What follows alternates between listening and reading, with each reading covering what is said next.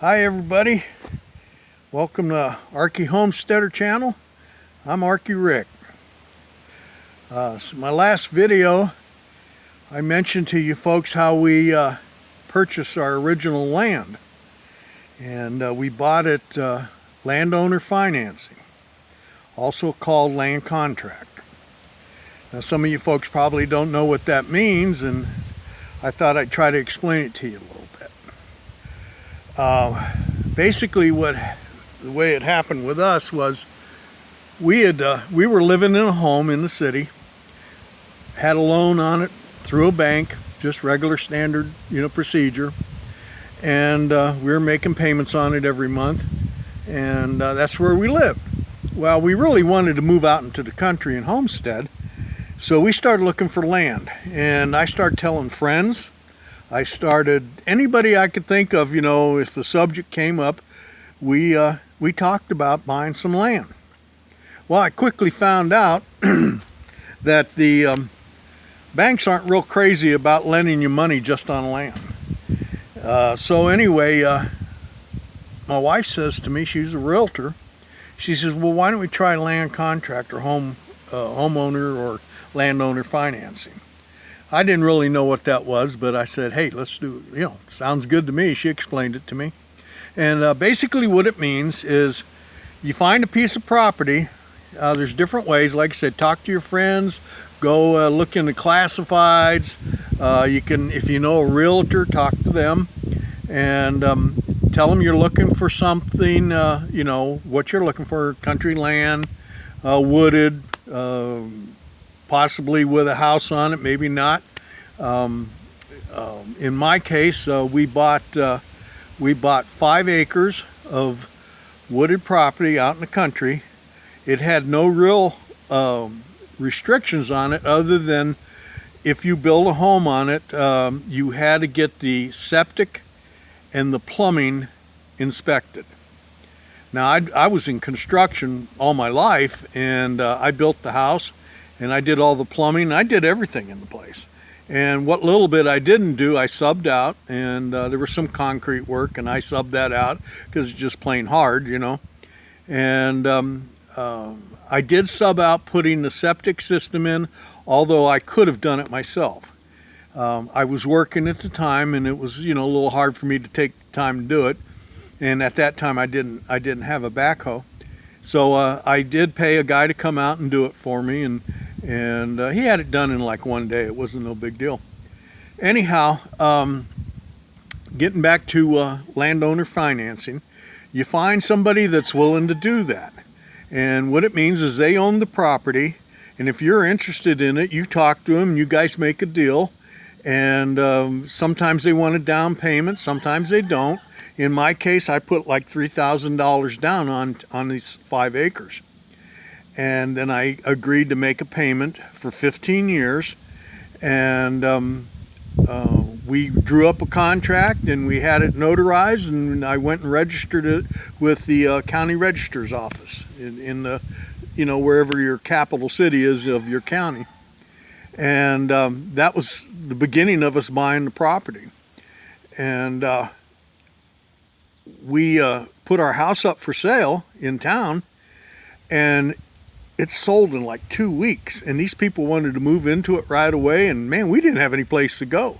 So I quickly went out and bought a 29-foot camper and pulled it onto the property, and that's what we moved into. And we lived in that camper for well over a year. Well, I kind of got the money together. I made a little money on the sale of the house, and I started building the house.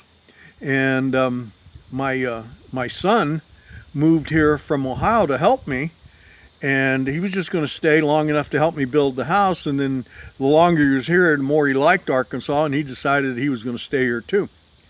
But anyway, we built the house, and we lived in the camper as we built the house, and it took a while. It took it took well over a year for us to build the house, and we didn't borrow any money. We used only the money we had, and then we were both working, and we used that money that we made when we had a little extra, and we had quite a bit of extra because we lived in a camper, and we bought materials and stuff, and we started building the house. and both of us were working full time, and we were both in our 50s, so we weren't young people. We eventually got the septic system in. I ran the electric and the plumbing to the house and did all the framing and everything. We just put the house together ourselves. Like I said, I'd been in construction all my life, and I built houses for a living, so I knew what I was doing. And anyway, we had a little tiny bathroom in the camper, and absolutely no way to wash clothing in it. So what we did was my wife would go into town, which the nearest town is a small town, 7 miles away, and she would go in there and use the laundromat. And while she was in there one night, one evening she was washing clothes, there was an old fella that just, I don't know, he's kind of a derelict, I guess you'd say. He didn't have much going for him. He was sitting in there while she was washing the clothing, and he walked out with her coat and her clothing basket, and anything she had laying there he stole. And so I told my wife, I said, we're not going to do this anymore. And I said, I'm going to build a building. We already had water to the property, and I just built this building, and I'll just show you real quick. It's right there. Now that lean-to on the back wasn't on it then, but that building is about 8 by 10. And I built it right over the water line, and I put in a shower, a composting toilet, a washer and a dryer, and a little electric heater, and I insulated the heck out of it, and that became our bathroom and laundromat. And I'll tell you what, after living in that little 29-foot camper bathroom, this was heaven, and I didn't have to worry about my wife running into the problems that she had with the fellow stealing her stuff. Anyhow, we got that set up, and that was our bathroom for well over a year. And the composting toilet needed no sewage. It just, everything goes into the toilet, and then you empty it out about once every month or two. And the washer and dryer in the shower, I had a hot water tank in there, so we had hot water, and we had, we could wash our clothes and take a shower. And I even put a little medicine cabinet in there with a mirror, and it was nice, and the water just ran out into the forest. We live out in the country, and it's just, it's all trees around me, as you can see. And there was nothing on this property. All these buildings and stuff that you've seen, we've built ourselves through the years. Excuse me. So anyway, got our bathroom built, living in the camper, building the house, and after about 2 years, we were able to move into the house, a little over, not quite 2 years, and we moved into the house, and we sold the camper. And we took that money and we just put it back into the farm. And like I said, we kept working, and we kept investing what little money we were making back into the homestead. And I, right at the time that we had purchased the property, I had bought a sawmill. And I took a sawmill and I used that I cut a lot of the trees down on the property, and I made lumber for the buildings that I have all around me. Occasionally I made a little extra money off of that sawmill, and now that I'm retired, I do it on a regular basis. People come to me with logs, and I cut them for them, and I charge them by the hour to cut the logs. And it doesn't make me a lot of money, but it does make us extra income, and it helps. But for you folks starting out, I think land contract's a real good way if you haven't got a lot of money.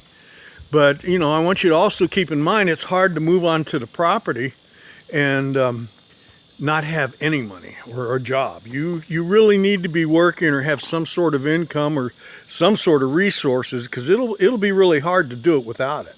Well, first of all, you can't even buy the land if you can't make payments, And but it's a good way to get started without a lot of money, and most of you can probably do it, especially if you're younger. If you're both working, or maybe you have kids and the wife isn't working, but you just gotta squeeze every penny you got and put it towards that homestead. We lived in the city there before we moved out here, and we didn't like it. You know, we had people climbing over our fences at night and making shortcuts through our yard, and you know, there was crime going on. And we lived in a good neighborhood, but yet we still had city crime. And you know, we weren't happy there, and that's why we moved out here. But geez, you know, where we live here now, I don't even lock my cars, and you know, I got tools out and stuff, and I never have a problem. Of course, I have a couple of dogs that run around, and you know, they protect the place, and nothing gets on my property without me knowing it. But I'm so far out, you know, I really just have a few neighbors, and the nearest one's probably a quarter-mile away. And I get along with all my neighbors. They're all good people. And you'll find, I mean, you got bad people sometimes, you know. But as a rule, most of the people that move out here are nice people. And they're kind of looking for the same situation that you are, so you guys think alike. But anyway, you people that are starting out, first of all, get that land, find that land. You know, look in the newspaper, look on the internet. There's a really good site on Facebook called Homesteading. And I see properties in there all over the United States and different countries even for sale for land contract and or homeowner financing. Sometimes they got houses on them and barns on them, and gosh almighty, I mean, I see them all the time. I want to buy them, you know. But you know, I'm getting older now, and I'm happy where I am, and I'll probably stay here for the rest of my life.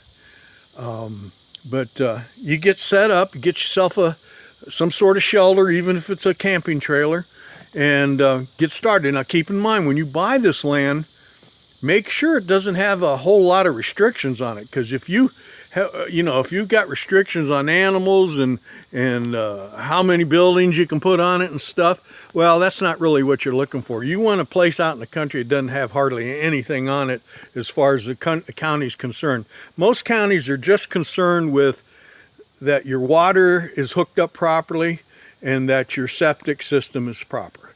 And that's real easy to do yourself, and then they'll just come out and inspect it. And most inspectors are just friendly guys, and they're glad to come out in the country to do it, you know.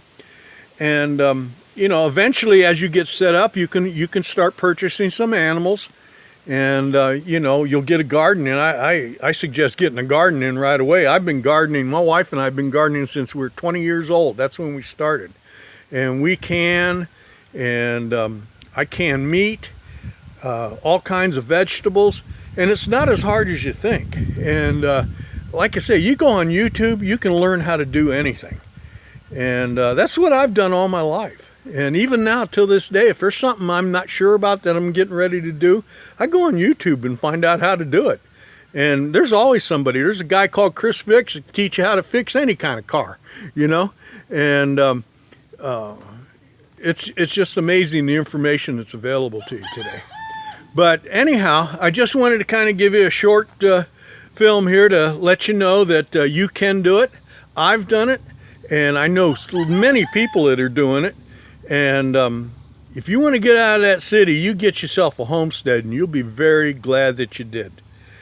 And if you like this video and you'd like to see more, please like and subscribe, and I'll try to make you some more. You have a good day, and God bless you.